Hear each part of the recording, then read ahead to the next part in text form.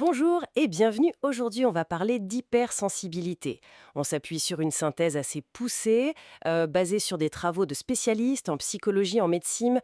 L'objectif, c'est vraiment de décortiquer ce trait neurobiologique, loin de l'idée que ce serait une pathologie, hein.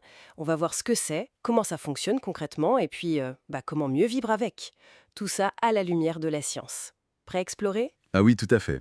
C'est important d'en parler parce que ça concerne quand même 15 à 20 de la population. C'est Elaine Aron, une pionnière sur le sujet, qui a avancé ces chiffres. Et c'est une variabilité biologique, faut insister là-dessus, pas une maladie. Alors justement, comment on la reconnaît, cette hypersensibilité? La synthèse mentionne le modèle DOES, d'Aron. DOES, ça veut dire quoi exactement? Oui, alors DOS, c'est un acronyme. Le D, c'est pour Depth of Processing, donc un traitement en profondeur de l'information. On réfléchit beaucoup, quoi. D'accord. Profondeur. Le O, c'est Overstimulation.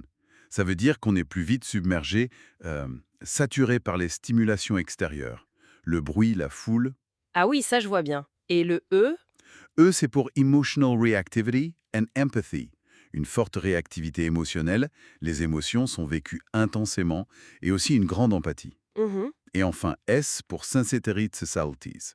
C'est cette capacité à remarquer les détails fins, les nuances que d'autres ne voient pas forcément.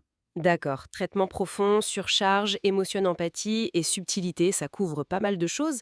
Et la science, elle dit quoi derrière tout ça? Il y a une base biologique? Tout à fait. Et c'est ça qui est passionnant. Des études en neurosciences, celle de Bianca Acevedo par exemple, montrent une activation différente de certaines zones du cerveau, notamment celles liées à l'empathie, à la conscience de soi, comme l'insula. On observe une activité plus intense. Ah oui. Il y aurait aussi une sensibilité particulière à certains neurotransmetteurs, comme la dopamine. Ça pourrait expliquer pourquoi les expériences, euh, les bonnes comme les moins bonnes, sont ressenties si fort. D'accord.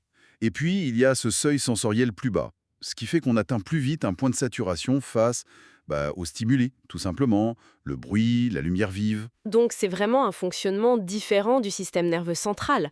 La synthèse fait aussi un lien, je crois, avec ce qu'on appelle la neurodiversité, Hmm, comme le HPI, le TDAH. Mais c'est pas synonyme, c'est ça? exactement. C'est une distinction très importante. L'hypersensibilité en soi, ce n'est pas un trouble. Mais, il faut le dire, cette sensibilité particulière peut être un facteur de vulnérabilité. Surtout si on évolue dans un environnement qui n'est pas très soutenant ou très stressant. Boris Cyrulnik, par exemple, en parle. Ça peut augmenter le risque d'anxiété, de dépression, parfois de burn-out. D'accord, donc il y a des défis réels. Oui, et parfois des difficultés dans les relations aussi, qui peuvent émerger. Compris. Alors, face à ces défis, qu'est-ce qu'on peut faire? La recherche propose quoi? J'ai vu l'importance de la